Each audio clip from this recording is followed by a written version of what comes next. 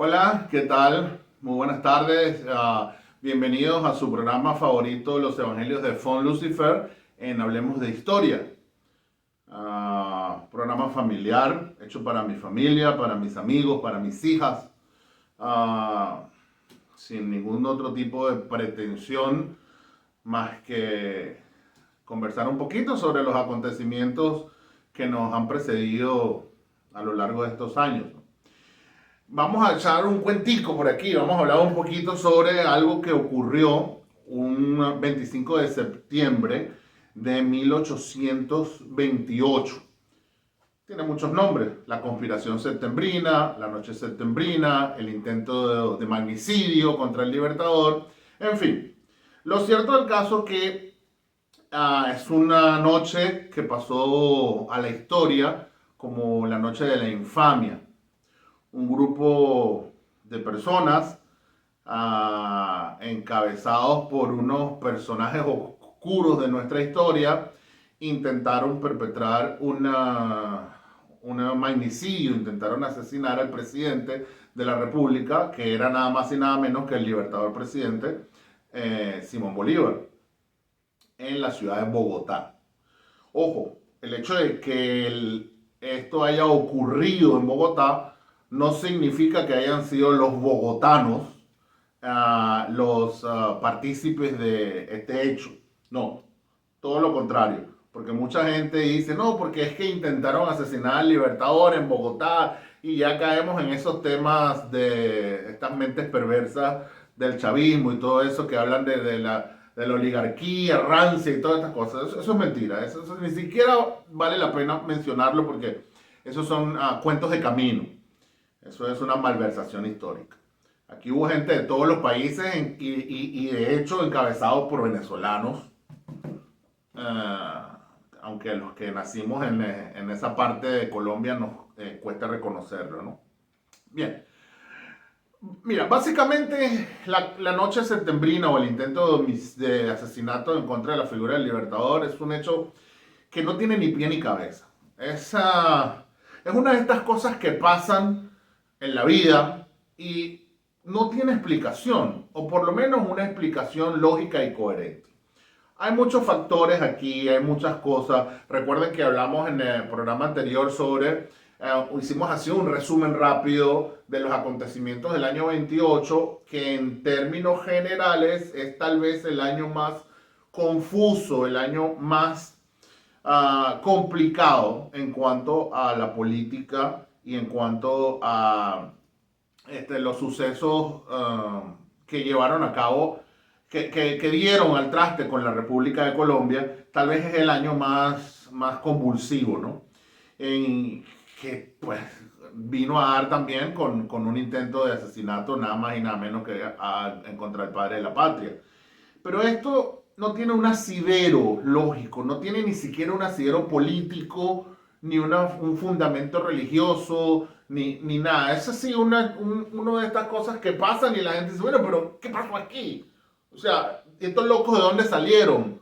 ¿Por qué hicieron eso? O sea, no tiene ni pie ni cabeza. Estudias el hecho por donde lo estudies. Salvo que la historia nos haya mentido durante todos estos años y los documentos que tengamos hayan sido falsificados y la información que hay haya sido alterada, ¿no? Pues sería el colmo y sería entonces pues ya estaríamos entrando en otra materia. Pero si nos remitimos a los hechos y nos remitimos a las pocas pruebas que hay de la época, recuérdense que tenemos la memoria de Oleari, que estuvo por ahí al tanto de todas estas cosas. Tenemos las gacetas oficiales, tenemos los periódicos, hay algunos relatos, tenemos los juicios, las declaraciones de los conjurados, en fin, hay alguna literatura de gente que ha leído libros y los ha reescrito y los historiadores, buenos como los historiadores de bolsillo, también han hecho lo suyo, ¿no?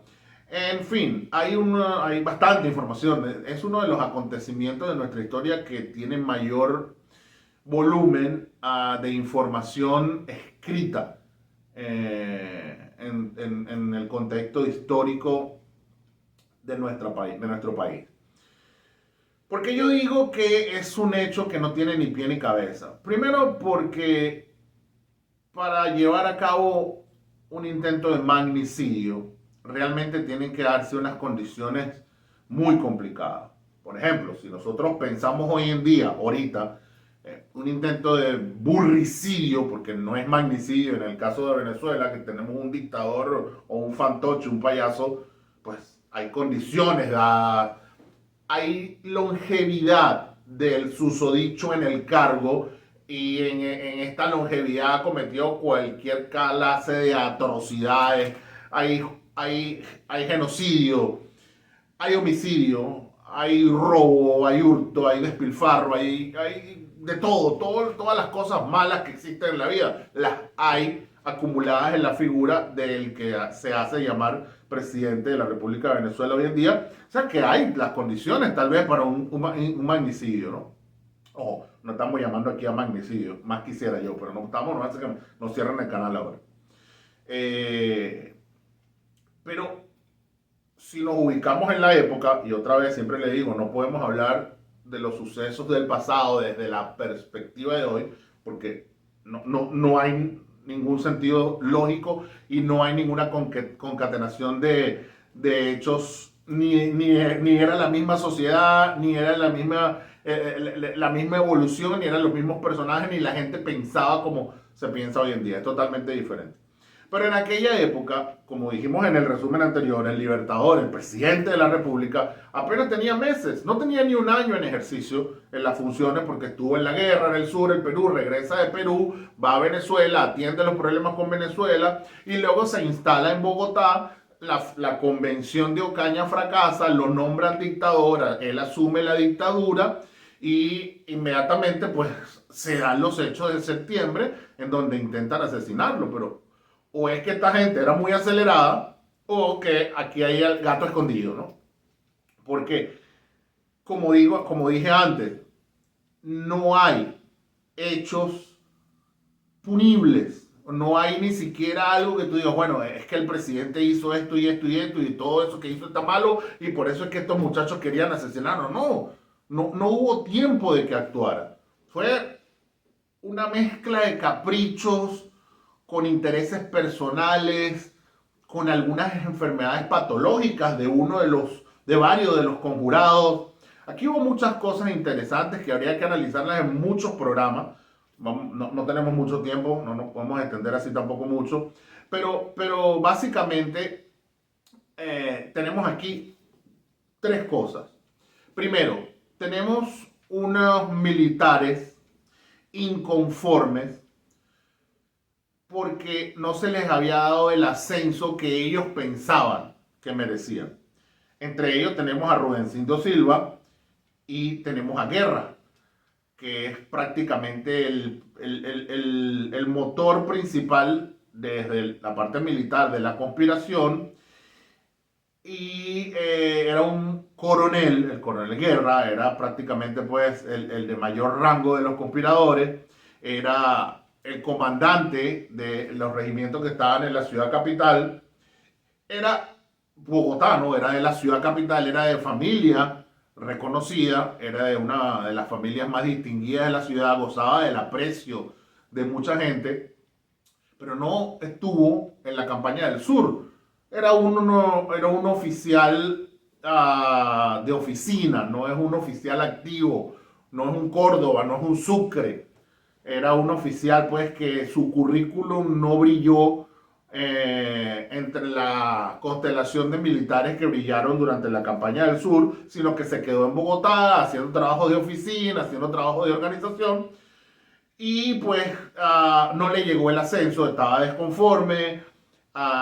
Recién habían llegado algunos de los oficiales y algunos de los militares que venían con el Libertador desde el Perú, victoriosos, llenos de medallas, llenos de méritos, con ascensos, compañeros de él que habían ascendido en el campo de batalla, tanto en Ayacucho como en Junín. Y cuando estos militares, por ejemplo, no sé los que conozcan, no sé si todos conocen pues cómo es esta jerga y cómo es este trato entre los militares, pero dos tenientes que van a la par iban ascendiendo juntos. Uno de ellos se va a la guerra, el otro se queda, el otro por allá en la guerra lo ascienden de teniente a capitán, a mayor y así sucesivamente llega a coronel, y este tal vez se queda rezagado cuando regresan de la guerra. Es que el que es su amigo, que eran compañeros, ya viene con un rango superior. Obviamente este no está así como que muy contento, ¿no? Entre los militares hay una, una cofradía, hay así una mística, hay una serie de cosas que habría que estar ahí para entenderlo, ¿no? Esto de los ascensos, esto de los grados, los rangos, las medallas, las condecoraciones, todo esto es una manera muy fácil de jugar con la psicología de la gente y de premiar o castigar las acciones de cada miembro del componente armado, ¿no? Ha habido grandes traumas dentro de instituciones militares, no solamente en nuestra Colombia, sino en muchos otros lugares, por culpa de ascensos, por culpa de grados y por culpa de condecoraciones. Entonces es un arma de doble filo. Lo cierto del caso es que Guerra, coronel, pues estaba muy descontento y pues se dejó así calentar la oreja por otros descontentos. Ahora esa es la primera parte, los militares descontentos. Vamos con la segunda parte. Tenemos algunos civiles descontentos. Dentro de la ciudad de Bogotá llegan algunos personajes alebrestados. Había un coronel muy alebrestado, de apellido Bolívar también, que se disgustó porque había un periódico llamado El Conductor, que el editor era Vicente Azuero. Hemos hablado mucho de Vicente Azuero, un personaje nefasto, uno de los peores hombres oscuros de nuestra historia, pero él era el editor del periódico y Vicente Azuero prácticamente vomitaba bilis negra en este periódico. Este era un periódico que se dedicaba única y exclusivamente a hablar mal del gobierno, a hablar mal de los militares, a denigrar de la rama bolivariana que acababa de llegar a ejercer el poder legal en el país porque venían de la guerra. Azuero era amigo del vicepresidente. Azuero había estado en el Congreso, estaba dentro de los políticos que hacían vida antes de la llegada del presidente. Y pues cuando el presidente llega a poner orden, uno de los principales, uno de los que sale con las tablas en la cabeza, uno de los primeritos fue Azuero. Resulta que a Vicente Azuero se le había encomendado que hiciese el Código Civil del país. Nosotros no teníamos la Constitución, pero había leyes que no teníamos Código Penal, no teníamos Código Civil, Código Mercantil, toda esta cantidad de leyes que hoy en día existen. En esa época apenas estábamos dando nuestros primeros pasos. Al Congreso el Congreso le da pues la potestad a Azuero para que haga el Código Civil. Se le pagó por adelantado para hacer el Código Civil. Azuero nunca hizo el Código Civil. El dinero se quedó con el dinero, pero nunca hizo el Código Civil. Y pues el Libertador, recién regresado, lo llamó a capítulo y pues le dijo que tenía que ponerse las pilas a trabajar en el Código Civil porque ya se le había pagado. Y no se lo dijo en términos muy amables. Parece que la conversación fue así, bastante agria, fue pública. Y este señor que se la daba de aristócrata, que se dolió, se sintió y arremetió pues por la prensa en contra de los militares y sobre todo en contra de la persona del Libertador. Este coronel Bolívar se lo tropieza en la calle un día y lo saluda y le da la mano. Azuero, ¿cómo estás? Y Azuero le da la mano, pero este coronel venía resentido por todas las barbaridades que este Azuero hacía en la prensa y pues estaba ofendido como militar, como héroe, con la Orden de los Libertadores, como héroe de guerra y que acababa de regresar victorioso de la campaña del sur. Y pues cuando lo saludó le apretó la mano y parece que lo apretó a propósito tan fuerte que le fracturó un dedo. Y no solamente eso, sino que lo batió contra el piso y lo tiró contra el piso y le dijo: eres un sinvergüenza, sigue hablando mal de los militares, déjate de eso, que nos debes a nosotros el ser libre. Y siguió su camino y lo dejó tirado ahí. Bueno, esto fue un escándalo en la ciudad, esto llegó, el tipo puso una denuncia, pero no le hicieron caso, lo cual lo terminó de envenenar, lo cual lo terminó de molestar y obviamente, ¿quién consideraba a Suero que era el culpable de todo? El jefe. ¿Quién es el jefe? El Libertador. Y ya por ahí tenemos entonces un periodista, que los periodistas siempre son peligrosos, encima de que era un periodista, era editor, era miembro del Congreso, era de la sociedad, de la capital, de la alta sociedad, y era un personaje reconocido, públicamente reconocido, que disfrutaba así de las mieles del poder durante todos estos años de la administración del vicepresidente. Aquí tenemos entonces algunos civiles, junto con él habían otros. Tenemos a un francés, un par de franceses, Wenceslao Sulaibar, tenemos por ahí a Agustín Hormel, que también quisieron ganar algunos beneficios con el Libertador y el Libertador les dijo que no, había que pagar impuestos, algunas ventajas que tenían durante la administración del vicepresidente se la cortaron ahora con la nueva administración del Libertador y evidentemente pues no les gustó.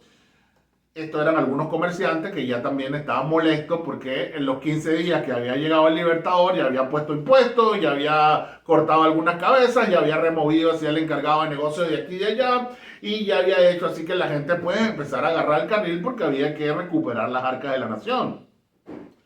Luego tenemos entonces el tercer factor, que es una de las pocas cosas de las que se habla en la historia, y son las mujeres. Particularmente unas chicas muy famosas en nuestra historia reciente, porque las mantuvieron ocultas durante muchos años, igual que Manuela, que estuvo oculta. Nadie sabía de Manuela hasta que vino un francés, Bonsinclair, y en sus memorias habló de Manuela, y ahí fue cuando salió Manuela a la luz pública, y estamos hablando de recién. Bueno, estas chicas eran las Ibáñez, las hermanas Ibáñez, especialmente Bernardina, tuvo así algún romance con el Libertador hace unos años atrás. Lamentablemente, pues, esto no funcionó. A Bernardina nunca quiso tener nada formal con el Libertador. Ella estaba enamorada de un oficial de apellido Plaza, Ambrosio Plaza, que lamentablemente falleció en Carabobo. Ella culpó al Libertador de la muerte de su prometido porque decía que el Libertador estaba celoso y que el Libertador lo mandó al frente para que muriera, para él pues aprovecharse de la situación, cosa que es falsa porque realmente quien lo envió al frente fue Santander, no Bolívar. Pero Bernardina Ibáñez tenía un resentimiento muy, muy grande en contra del Libertador, no solamente ella, también tenía una hermana que ella también había tenido un jugo con el Libertador, porque como ustedes saben, nuestro padre de la patria pues le gustaba el bochinche. Entonces, Bernardina tuvo así una vida un poco relajada, no tanto así como la hermana. La hermana luego hizo así pareja con el vicepresidente, con Santander, era la amante, bueno, la amante no porque Santander no estaba casado, era la novia de Santander, aunque ella sí estaba casada, por eso en aquella época era mal visto. Recuerden otra vez, no estamos hablando de ayer, de esta semana, donde todos se montan cachos con todo, hay tríos, hay parejas, hay orgías, y todo el mundo voltea, hay gays, hay 2x1, 3x4 y 25. Tanto da, tanto no da. A nadie le importa si tú hiciste o no hiciste. Eso no pasaba hace 200 años. Hace 200 años era una herejía. Pues.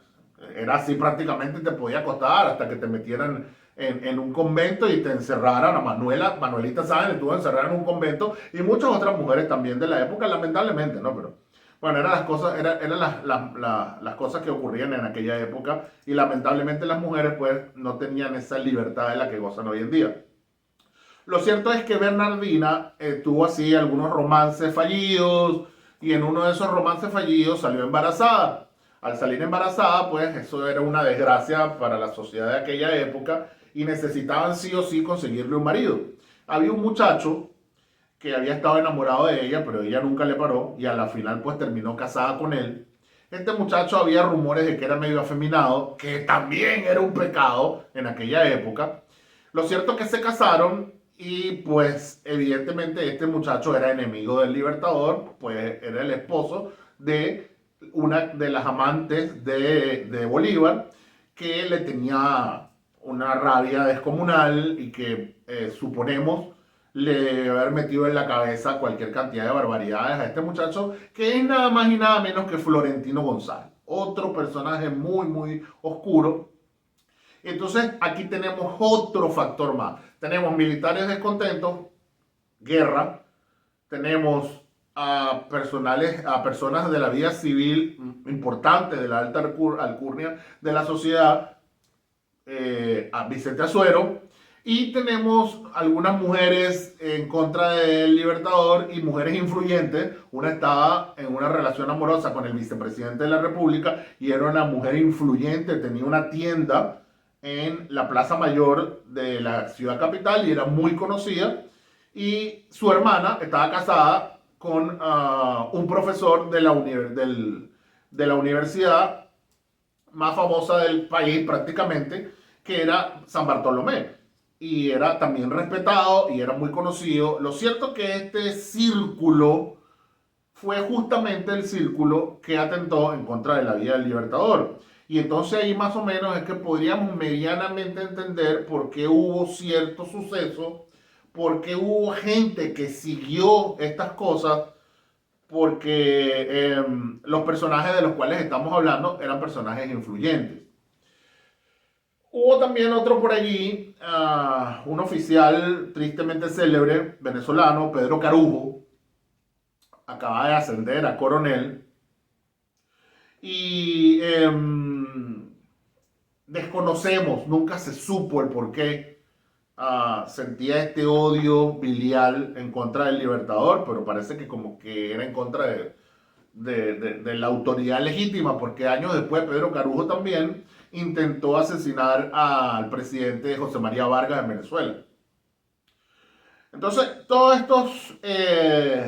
estos personajes se fueron aglutinando, se fueron juntando, habían así algunas juntas clandestinas en la ciudad de Bogotá, en las noches se reunían, hacían tertulias. Recuérdense que en aquella época no había televisión, no había internet, no había computadora y la gente por lo general, la diversión nocturna era ir a casa de los vecinos, jugar cartas, sentarse a tomar el chocolate santafereño, hablamos de la capital, ¿no? Pero a su vez era lo mismo en en las otras ciudades, ¿no? ¿Cuál era la diversión de la gente en las noches? Salir donde el vecino o recibir a los vecinos en la casa, jugar barajas, algún otro juego típico de la época, tomar el chocolate, comer y ya, eso era todo, ¿no? Y se crearon las tertulias donde iban todos estos estudiantes que tenían así una pasión desenfrenada por la historia de Roma y hablaban de Brutus que le clavó el puñal a César y entonces ellos querían imitar todo esto y hablaban de la dictadura y también es entendible todo esto. Hoy en día, por ejemplo, ahora en nuestra era, en nuestra época, cualquier suceso que ocurre tú puedes buscarle punto de comparación porque tenemos 1000 años de historia. Tenemos, mira, si ahora Putin invade así Ucrania, tú puedes decir, bueno, Hussein invadió también Kuwait, el otro también invadió por allá, Rusia ya había invadido Afganistán y los ingleses invadieron las Malvinas. Hay puntos de comparación prácticamente para todo hoy en día.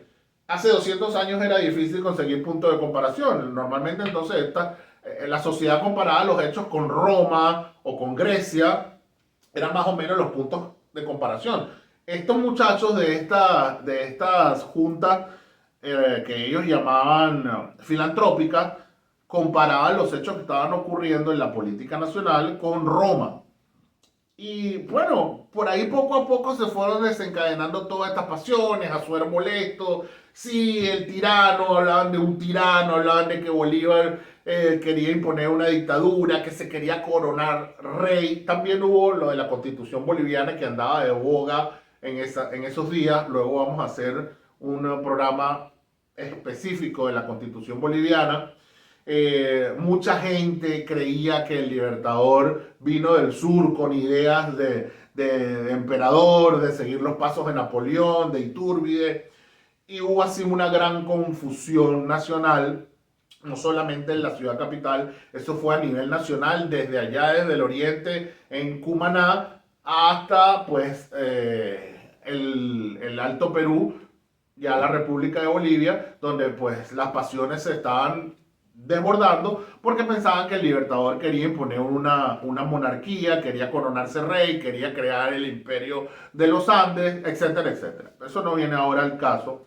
Lo cierto es que todos estos muchachos empezaron a planear la manera de deshacerse del Libertador. Habían hecho un atentado previo, el cual falló. Supuestamente le iban a disparar en un paseo que hizo el Libertador a las afueras de la ciudad, en el Salto del Tequendama, un sitio muy lindo. Y el atentado fue abortado por el vicepresidente, por Santander.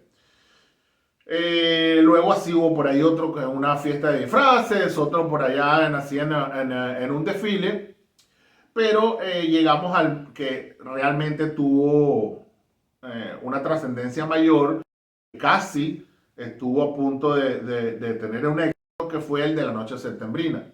¿Qué pasa la noche septembrina? Todos estos conjurados, que así le llamaban, Azuero, Florentino González y algunos otros, se reunían, hacían así reuniones planificando, buscando la forma de perpetrar el atentado.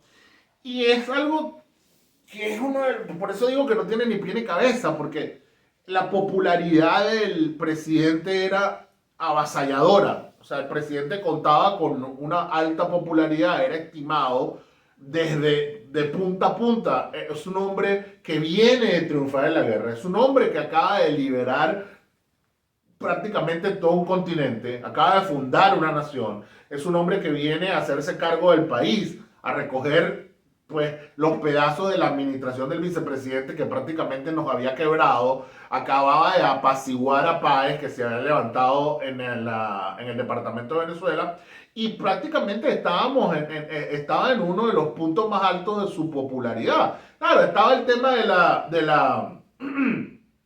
la dictadura y estaba el tema de la constitución boliviana, pero eran temas que no calaban tanto en la sociedad. Recordemos, y también lo hemos hablado anteriormente, el índice de analfabetización, de analfabetismo era muy alto. No todo el mundo entendía. Hoy tú agarras a cualquier muchacho por ahí de 5 o 6 años y te da una clase prácticamente cómo prender la computadora y cómo se usa el Google y todo. Sabe más que uno. Pero en aquella época hablar de dictaduras, hablar así de democracia, hablar de emperador, de Napoleón, eran temas que no todo el mundo conocía. No todo el mundo en la calle sabía exactamente de qué se trataba eso. O sea, se leían los bandos, a veces se publicaban las noticias en columnas y venía alguien y las leía, y más o menos así era que la gente, el pueblo, se enteraba de las cosas que estaban pasando, o en la iglesia, los curas a veces participaban activamente en la política y informaban a la gente de los acontecimientos, pero vaya a saber de qué manera pues todos estos interlocutores informaban, porque había parcialidades, había el que estaba a favor de la administración del vicepresidente y había los que estaban a favor de la nueva administración que se acababa de montar, que era la administración del presidente que acaba de llegar al país. Entonces, era muy difícil que la mayoría de la gente entendiese realmente qué estaba pasando. Entonces, estos conjurados, que en su mayoría sí eran personas de la alta sociedad, funcionarios del ejército, funcionarios del Estado, del Congreso, de la prensa, y que sí entendían. Florentino González era profesor en San Bartolomé, muchos de ellos eran egresados de San Bartolomé y de otros colegios famosos de los jesuitas en nuestra república. Había también algunos descontentos que habían hecho contacto con ellos después del fracaso de la convención de Ocaña. En el sur teníamos a José Hilario López, teníamos a José María Obando, que José Hilario López y José María Obando son dos personajes nefastos en nuestra historia que van a venir más adelante a minarnos de desgracia. José Obando y López son el Mono Jojoy y el Reyes de aquella época. Entonces son los padres de la guerrilla, prácticamente. También estaban en contacto con los conjurados desde el Valle del Cauca uno, desde Popayán el otro. Teníamos también así algún par de personeros en el departamento del norte. No sabemos si Páez estuvo al tanto de esa conspiración, parece que no, pero por ahí hubo rumores de Pedro Carujo de que Páez también estuvo al tanto de la conspiración, aunque después lo desmintió. Pero de Páez se puede esperar cualquier cosa. Entonces, todos estos conjurados en la noche del 25, el día 25 de septiembre, en la mañana, se enteran de que un coronel, un oficial, algo pasado de trago, le comentó a otro en una cantina de que tú vas a ver que ahora sí me van a ascender, ahora sí me van a dar lo que yo me merezco, porque pronto vamos a acabar con el tirano y vamos a salir de todo esto. Habló de más, se le soltó el yoyo y pues lo escucharon otros soldados que estaban ahí, inmediatamente dieron la voz de alerta y el coronel Silva, que era el eje central que estaba coordinando los civiles con los militares, era prácticamente el corazón, el coordinador, el jefe de operaciones del complot, se alarmó, investigó y se dio cuenta de que habían algunos oficiales ya al tanto de que algo estaba pasando. Entonces entró en pánico, reunió a los conjurados en la tarde del 25 de septiembre, les dijo, mire señores, o nos montamos en esto ya mismo o nos van a descubrir porque alguien nos delató. Y ya hay rumores de que van a empezar a hacer inspecciones y hay rumores de que van a empezar a hacer detenciones preventivas porque la cosa estaba caliente, sobre todo en la ciudad de Bogotá. Entonces, esto precipitó, los catapultó al desespero y esa misma noche efectuaron pues el atentado. Obviamente era algo que no estaba planificado. No contaban con el apoyo más que con 2 o 3 zagaletones, con algunos esclavos de ellos mismos, con otra vez con algunos soldados descontentos. Habían 2 o 3 oficiales, había un coronel que era Guerra, había otro que era Silva. No había una oficial de alto rango. Por ahí algunos especuladores y historiadores de bolsillo tratan de meter a nada más y nada menos que al general José María Córdoba en este paquete, porque Córdoba era amigo de alguno de ellos, obviamente que lo era, sobre todo era amigo de Carujo, y Carujo pues vivía, era vecino de Córdoba, algunos dicen que vivían hasta en la misma casa, cosa que no podemos comprobar, o yo no lo he podido comprobar, pero lo que sí es cierto es que el general Córdoba no tenía nada que ver, no tuvo nada que ver en lo absoluto con la con los conjurados.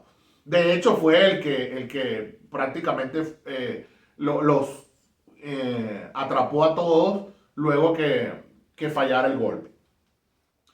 Este desespero los lleva a actuar y empiezan pues a sacar unas pistolas, unas armas que ya tenían.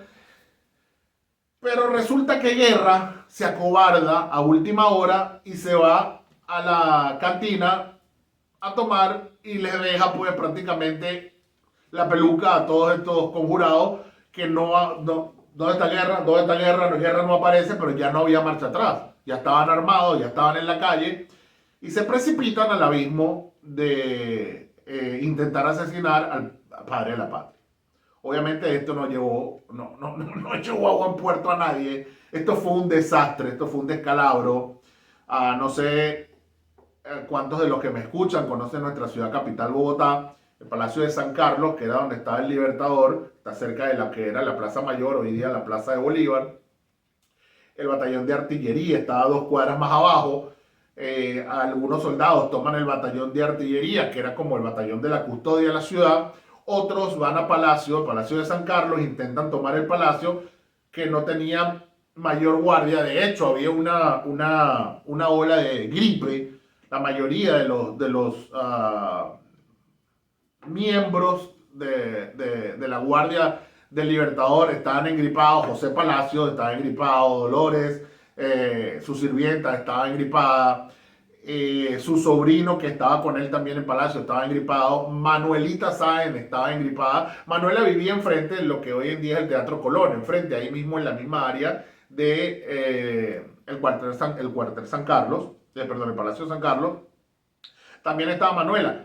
Hay dos versiones aquí. Hay una versión que dice que Manuela ya estaba con el Libertador y hay otra versión que dice que Bolívar la mandó a buscar porque se sentía muy mal y la mandó a llamar. Cualquiera de las dos realmente es irrelevante, si estaba o no estaba, o si la mandaron a buscar y vino luego. Lo cierto es que cuando se dieron los acontecimientos sí estaba. Entonces, estos muchachos se precipitan al palacio, entran a palacio con una algarabía, los perros ladran, se escuchan los gritos, sonaron hacia algún par de disparos, hieren a algunos soldados de la guardia, hieren a algunas personas de los sirvientes, algunos esclavos. Diego Ibarra, uno de los edecanes del Libertador. Manuela, un poco más despierta que el Libertador, porque ambos estaban enfermos, se percata de lo que estaba pasando y ciertamente ya estaba al tanto porque la rumorología de la ciudad pues ya la tenían alertada sobre que algo iba a pasar. Inmediatamente despierta su excelencia, le entrega la espada, le entrega la pistola, que ya estas son cosas que todo el mundo conoce, lo lanza, lo ayuda a que se lance por la ventana, él se va, se esconde, bueno, esas son cosas que todo el mundo ya conoce, ahí hasta en la televisión, series, que hoy en día todo eso lo pasa, ¿no? Lo cierto es pues que el golpe fracasa, entran a la habitación, no encuentran al Libertador, golpean a Manuela, obligan a que Manuela les diga, Manuela no le dice nada, una mujer pues valientísima, por algo Sucre la ascendió a coronel en pleno campo de batalla y luego post-mortem pues es ascendida a general. Manuela no dice absolutamente ni pío. Y los conjurados pues se desesperan, empiezan a agarrar cada uno por su lado. Ferguson muere de un pistoletazo que le dio Pedro Carujo. Este Pedro Carujo, también vamos a hablar de él más adelante. Pedro Carujo era amigo de Ferguson. De hecho, Ferguson era un inglés, edecán del Libertador, y Ferguson le enseñó a Carujo a hablar inglés. Ferguson le daba clases de inglés. Ferguson firmó su calificación de servicio para que lo ascendieran a coronel. Y Carujo lo mató a sangre fría de un pistoletazo en el pecho delante de todo el mundo en el Palacio de Gobierno. Lo mismo pasó con el coronel Bolívar, que no era familia del Libertador, tenían el mismo apellido, pero no era familia. El coronel Bolívar, famoso, aquel que les conté que le partió la mano a Suero, a Vicente Azuero, le dio la mano y le rompió un dedo de lo fuerte que lo apretó. Y esto fue un pase de factura de Azuero, porque a Bolívar, que lo tenían custodiando al almirante Padilla, también lo matan a sangre fría, le dan un tiro, estando él desarmado. Y esto obviamente pues que está ya manejado de antemano de que lo iban a matar, y esto viene de la mente muy retorcida de Vicente Azuero. La conspiración fracasa, el Libertador escapa, los conjurados escapan, la ciudad es un caos, la noche septembrina pues convulsionó a todo el mundo. Toda la ciudad estaba revuelta, unos gritaban muera el tirano, otros gritaban vive el Libertador, había partidas de caballo buscando el Libertador por toda la ciudad porque el Libertador estaba desaparecido, hubo heridos, hubo en el cuartel también algún par de disparos de artillería, y todo lo que esto generó fue un caos que no llevó a nada, absolutamente a nada. A la final los conjurados a todos se les detuvo. Creo que, si mi memoria no me falla, creo que el único que escapó se ahogó, que fue aquel que hizo el famoso verso tristemente célebre de si a Bolívar la letra con que empieza y la letra con que termina, le quitas oliva de la paz nos queda, y eso quiere decir que al tirarnos la cabeza y los pies debemos cortar si una paz apetecible queremos disfrutar. Ese fue Luis Vargas Tejada, que terminó ahogado en un río a las afueras, llegando casi al Socorro. A las afueras no, ya llegando casi al Socorro. Florentino González también fue detenido. Carujo se escondió. Carujo otra vez se escapa de la justicia, se esconde. Hay también varios rumores con respecto al escondite de Carujo. Unos historiadores de bolsillo dicen que lo tenía escondido el general que hablamos anteriormente, Córdoba. Otros dicen que lo tenía escondido el cura de la parroquia de Bogotá, versión que yo sí creo, porque él era el que Carujo estudiaba con él, estudiaba inglés con Ferguson y estudiaba matemática con el cura. Parece ser que el cura era el que lo tenía detenido, y luego por ahí salió una carta donde sí el cura efectivamente dijo que sí, él era el que lo tenía escondido. ¿Quién más estaba por ahí? Bueno, Guerra luego lo detienen, todos los militares luego lo detienen. El almirante Padilla circunstancialmente estaba detenido también por ahí. Él no participó en la conjuración, en la noche septembrina. No era uno de los conjurados. Hay quienes afirman que sí, pero yo soy del bando que afirma que no. El almirante Padilla no tuvo nada que ver. De hecho, le ofrecieron que se hiciese cargo de toda la operación, y él dijo que no. Dijo, yo de aquí no salgo, yo no tengo nada que ver con esto, yo estoy aquí detenido por otras razones y no quiero participar. De hecho, no participó, pero lamentablemente luego terminó siendo inculpado injustamente. Es una de las cosas de las cuales el mismo Libertador después más adelante se arrepintió, porque el almirante Padilla perdió la vida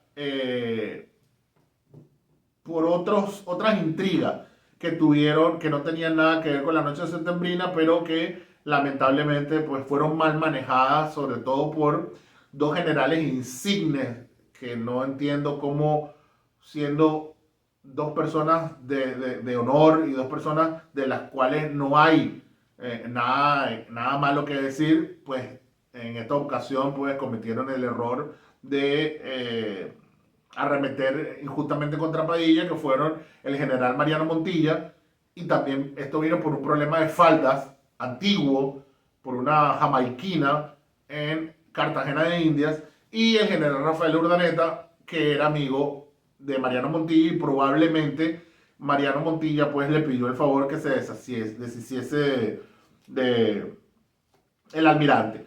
Esto no lo sabemos, es especulación, pero puede que haya sido lo que ocurrió, porque a la final del día el almirante Padilla terminó fusilado, lamentablemente. Y él no tuvo nada que ver con la conjuración, con la noche septembrina ni con los conjurados. Bueno, así fue el intento de homicidio, el intento de magnicidio fracasó. A todos, pues como les dije anteriormente, unos escaparon, otros fueron atrapados. A la final ya todos fueron atrapados excepto uno. Un conjurado que nunca lo atraparon, se escondió en el Valle del Cauca, luego se fue a Medellín, que fue Mariano Ospina. Luego fue presidente de la República, otro sinvergüenza más, uno de los peores, Mariano Ospina, y le dicen Don Mariano Ospina. Él también, él escapó. Él fue el único que logró escapar y nunca lo juzgaron y nunca lo pudieron atrapar. Los demás sí fueron procesados, unos fueron ahorcados, otros fueron fusilados, otros fueron encerrados, otros fueron perdonados. El Libertador apareció en la madrugada, salvó la vida físicamente, y se dice que estaba bajo el puente del río de San Victorino. Se dice que uno de sus sirvientes pues lo encontró, lo acompañó, lo trajo de vuelta, estaba prácticamente tullido, no podía ni respirar, y ahí pues su tuberculosis agravó, y prácticamente ahí su alma dejó de ser lo que era. Si la noche septembrina falló en asesinar al Libertador físicamente, el golpe mortal que le dieron en su moral sí tuvo un éxito rotundo, porque prácticamente después de esa noche el Libertador ya no era el mismo, perdió el interés y ya fue el camino irreversible a Santa Marta. Ese fue el gran éxito que tristemente tuvo la conspiración septembrina. La conspiración septembrina fue la llave que abrió las puertas del camino al umbral de San Pedro Alejandrino. Bolívar regresa a la Plaza Mayor entre gritos, aplausos, vítores, pitos, pólvora, cañonazos. Se da el famoso encuentro que todos conocemos con Manuela, le levanta la mano, grita, eufórico, ella es la libertadora del Libertador, de ahí nace pues la historia de que Manuelita Sáenz es la libertadora. El Libertador se retira a Palacio, se sigue los militares en la casa, ya estaba al frente después de todo el general en jefe Rafael Urdaneta, junto con el general de división José María Córdoba. Los dos estuvieron al frente pues de apaciguar toda la ciudad, tomaron el control de los regimientos de la ciudad y se dedicaron pues a la persecución minuciosa de los conjurados. Pues esto es en general, es una visión general de lo que ya se llamó la noche septembrina. El vicepresidente de Santander, bueno, ya no era vicepresidente para esa época, Santander se presentó en la mañana, mucha gente lo acusa, mucha gente dice que él tuvo que ver en los juicios, también vamos a hacer un programa sobre los juicios que se le siguió a los conjurados. En los juicios no había quien lo delatara. Florentino González no lo delató, Carujo no lo delató, Azuero no lo delató, Rudencino Silva, Wenceslao Zulaibar, Guerra, nadie quiso delatar a Santander, no se sabe por qué. Hasta que no había pruebas en contra de Santander, no lo tenían detenido más que todo por averiguaciones y porque se suponía que él era el cabecilla pues de los conjurados, pero no había prueba. La prueba vino con Carujo. Pedro Carujo fue el último de los conjurados en ser detenido porque lo tenía escondido un cura. El cura llega un momento que le dice, mira, no puedo seguirte teniendo aquí porque la cosa está muy caliente y si te encuentran aquí me van a fusilar. Entonces yo creo que deberías aceptar una oferta que te están dando. El general Urdaneta puso un bando ofreciéndole perdón si se entregaba y si delataba a todos los conjurados y si contaba la verdad. Carujo acepta el trato, va acompañado del cura a Palacio, se entrega con bandera blanca, con tregua, se le respeta la vida, no es juzgado, perdón, no es asesinado y lo llevan pues a los careos y a los interrogatorios. Pero el tipo no quiso delatar, el tipo dijo, sí, bueno, yo voy a decir qué fue lo que pasó y contó todo lo que había pasado y que todo el mundo sabía. Pero Urdaneta le dijo, no, yo el trato es que cuenten lo que no sabemos. Quiero los pormenores, quién les dio las armas, los detalles. Había gente que no habían detenido porque eran actores pasivos. Las Ibáñez. Carujo fue el que delató a las Ibáñez también, que sabían y estaban al tanto. La esposa de Florentino y la novia de Santander. Y muchos otros. Y ahí fue donde se le dijo a Carujo, bueno, como tú estás incumpliendo el trato, porque no nos quiere decir nada de lo que ya sabes, no estás diciendo solamente lo que ya sabemos, nosotros te prometimos que te íbamos a perdonar la vida si hablabas, si nos decías toda la verdad. En vista de que no, fusilado. Lo encerraron y le dijeron que lo iban a fusilar la mañana siguiente y no aguantó 15 minutos y soltó el yoyo. Y dijo, sí, contó toda la verdad, dijo que Santander estaba al tanto, contó algo que solamente él podía saber y que muy pocos sabían, que era que a Santander se le había ofrecido un cargo como plenipotenciario en Estados Unidos. Eso no era muy conocido, muy poca gente sabía de eso. Y cuando Pedro Carujo lo contó, dijo, mira, Santander dijo que esperáramos a que él se fuera del país, porque si actuábamos estando él en el país, todo el mundo iba a decir que era él, el cabecilla de la conjura. Entonces él nos pidió que llevásemos a cabo el atentado, pero después que él se fuera y él regresaba entonces a hacerse cargo del poder. Listo. Con esto fue prueba más que suficiente para enjuiciar a Santander, que terminó siendo culpable. El tribunal lo encontró culpable y se le condenó a la pena de muerte. Pero bueno, como ya sabemos en la historia, pues se le conmutó la pena. El Consejo de Ministros le aconsejó a los jueces y al mismo Libertador de que no era conveniente asesinar a Santander, pasar por las armas a Santander, que se le diese otra pena, y así fue. Se le conmutó la pena por el destierro. El Libertador firmó la conmuta y Santander salvó la vida. Pero sí, efectivamente, Santander tenía que ver. No estaba al frente de los conjurados, no participó directamente en el intento de magnicidio, pero sí estaba al tanto de todo lo que estaba ocurriendo. Así como muchos otros, pues, que terminaron en la horca y otros terminaron presos. A grosso modo, estos fueron los acontecimientos de septiembre, de la noche septembrina. Cosas más, cosas menos. Pero lo que sí es importante rescatar aquí es que es algo sin pie ni cabeza. Todavía hoy, yo he visto, no los he leído todos, tal vez he leído unos 3 o 4 libros de la conspiración septembrina, pero sí he visto muchísimos. Hay unos que ni me interesan porque sé quiénes son los autores y historiadores de bolsillo no los leo. Pero sí hay una cantidad grande de literatura sobre la noche septembrina. Hay documentos, están los careos, están los juicios, todo eso está en los archivos nacionales, en la biblioteca, en la BLA. Hay así bastante información al respecto. Pero básicamente, el eje principal del por qué se dio esto sigue siendo un misterio, porque cada uno da una versión diferente del por qué y ninguna tiene pie ni cabeza. No tiene ni pie ni cabeza del por qué quisieron estos muchachos asesinar al Libertador y no midieron las consecuencias de lo que eso hubiese podido ocurrir.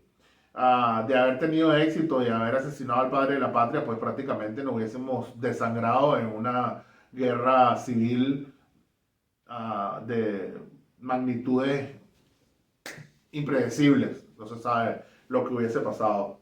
A los días subsiguientes de la noche septembrina, del 25 de septiembre, el diluvio de correspondencias y el desfile de personajes de toda la sociedad por el Palacio de San Carlos fue pues increíble, ¿no? Todos con afectos y apoyo al Libertador, vinieron cartas de diferentes lugares del mundo, vinieron comunicados, vinieron así personas a expresarle, todos los cuerpos diplomáticos acreditados para ese momento en nuestro país fueron a rendirle pues tributo y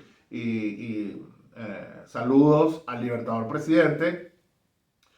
Y pues con el pasar de los días se dieron los juicios, se llevaron a los conjurados ante la justicia y pues muchos de ellos desaparecieron para siempre de nuestra sociedad. Otros perduraron.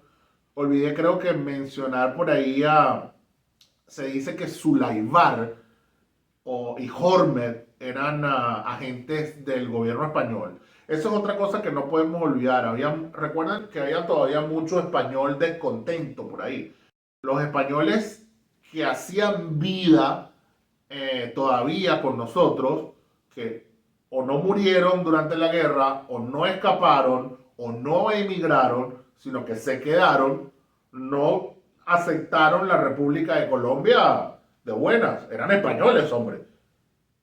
Bolívar, junto con un grupo oficial de militares, con un grupo de lo que ellos consideraban salvajes, le arrebataron su nación, le arrebataron su patria y pues estaban viviendo entre nosotros con una bronca muy grande y también conspiraban. De hecho, eso es interesante, ¿no? Resaltarlo.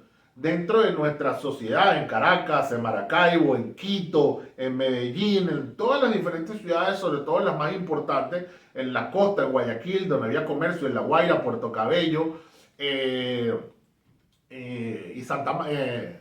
Cartagena, había pues españoles, y españoles importantes que manejaban negocios y manejaban comercios, sobre todo los canarios, que eran los dueños, los tenderos, los dueños de las pequeñas industrias, que no estaban felices, no vivían felices dentro de Colombia. Estaban aquí, bueno, quién sabe por qué, por necesidad, porque tenían aquí prácticamente toda su vida y tenían sus negocios, pero nos tenían bronca, le tenían bronca a Bolívar, porque lo veían como un enemigo. Por cierto, esta mañana venía en el carro y puse a hacer un programa de YouTube. Estamos hablando del año 2022. Y tengo hecho un programa en YouTube de unos españoles así hablando peste del Libertador Bolívar. Y hablando peste de nosotros, de que nosotros éramos, lo de nosotros no fue una independencia. Lo de nosotros fue una traición, un golpe de Estado. Bolívar fue un golpista, que era un golpe de Estado, porque nosotros éramos españoles y lo que hicimos, bueno, un poco de... Todavía no han asimilado que nos independizamos. Después de 200 años hay muchos todavía godos que no asimilan que nos independizamos. Pero bueno, en esa época los había. Sulaybar fue uno de ellos y este francés Agustín Jorme también. Parece que estaban así a favor de eliminar al Libertador por mero rencor. De hecho, hasta favores le había hecho su excelencia en alguna oportunidad a alguno de ellos. Hubo casos increíbles. Yo leí muchas cosas interesantísimas que sería, bueno, muy largo. Ya estamos sobre la hora, muy largo de contar. Pero hubo gente que participó en la conjura, en esta conjura, que 3 días antes el Libertador le había firmado así una exoneración de impuestos o le había ayudado así con alguna vivienda o con algo. Es increíble realmente las historias de estos conjurados, ¿no? Luis Vargas Tejada. Luis Vargas Tejada lo acaban de nombrar como viceministro con Santander. El Libertador lo nombró, un muchacho que era secretario así del Congreso. Le acaban de dar un cargo. Y mira, participó y fue uno de los principales y más acérrimos enemigos del Libertador. Le llamaba tirano, déspota, cualquier cantidad de barbaridades. ¿Por qué? No tiene pie ni cabeza. Y es el punto esencial de esta conversación que he tenido hoy con ustedes. La idea básica de lo que quiero transmitirles es esa, que esto es una de esas cosas, ese fue uno de esos hechos que no tiene ni pie ni cabeza y que nadie sabe por qué. Digan lo que digan, hay gente que puede decir, los historiadores de bolsillo dicen barbaridades, que Bolívar que era un tirano, que se quería coronar rey, hay otros que dicen no, que quería imponer la constitución boliviana. Eso es falso, estas cosas totalmente absurdas, ¿no? Eran unos muchachos que seguían sueños de Roma con algún idealismo